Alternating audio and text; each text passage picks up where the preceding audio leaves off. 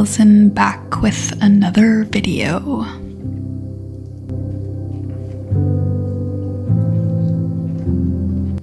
I recently went on a trip to the lake and I had some time to think about what minimalism has taught me about myself and how it has taught me to believe in myself.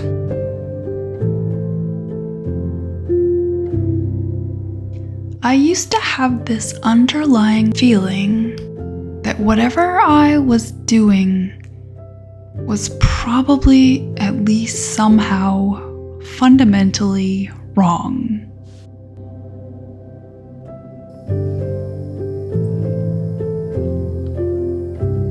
It's hard to be all you can be in a state like that when you just don't quite trust yourself.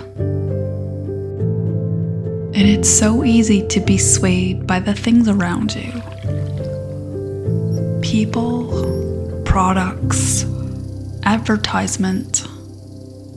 Not only are you an easy target, but you're also constantly searching for something to help to fill that void.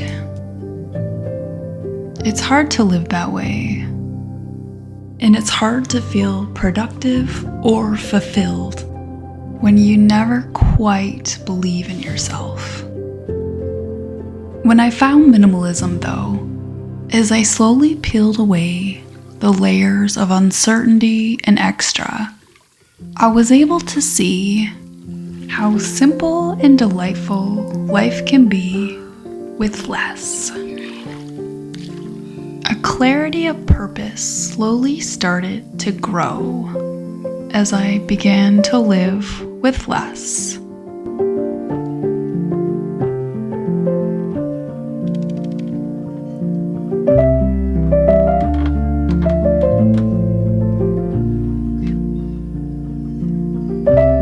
And now, not only do I have more time to delve into what passions or ideas come to me, but I am also humored and excited by smaller things.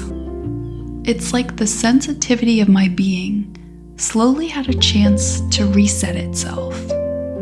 And those little moments in life that I no longer noticed suddenly became stunning again.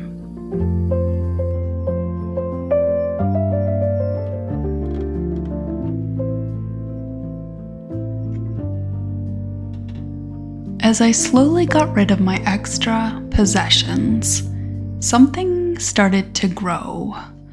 It was a clarity and a pride. The clarity filled and surrounded me, and it allowed me to delve into ideas and topics that had made me anxious before. And a pride in who I was and in the things that I believed.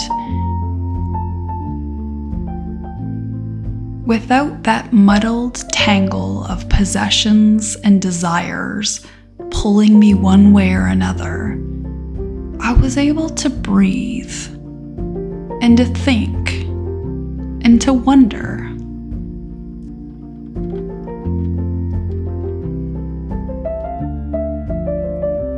When I came back home from my week-long trip to the lake, everything was just a little bit more beautiful. I got lost in the light coming through my window into my kitchen. And I started to think, what do I want to do today? I called my mother up and I asked her if she wanted to teach me how to make brown bread.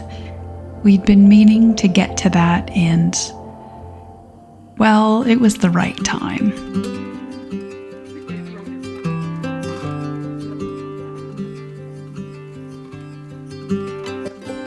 Before I started to lessen my load, I had this perception that a good life was a life with lots, a lot of achievements, accomplishments, possessions, treasures, plans, friends. But the thing was, the harder I tried to make a life that looked good on paper, the more overwhelmed, the more sad, and the more unsure I got.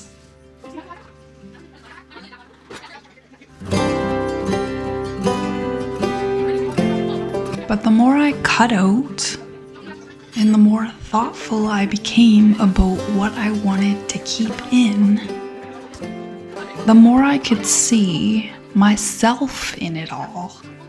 Everything was covering me, and when I got rid of it, there I was, a pretty cool person.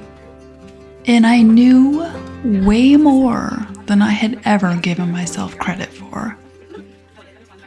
And now I've made it a habit that whenever I feel unsure or anxious, I take some time to look at what I might be drowning in. It could be things, it could be debts, it could be expectations that either I put on myself or that I let someone else put on myself.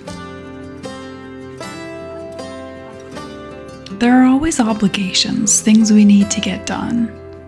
But then there's the other stuff that maybe might be drowning out the really good stuff.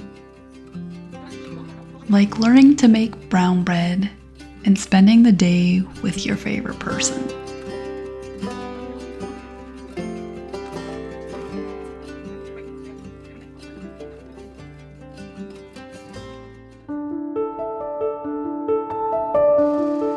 Before minimalism entered my life, what mattered most was what I didn't have and what I felt that said about me.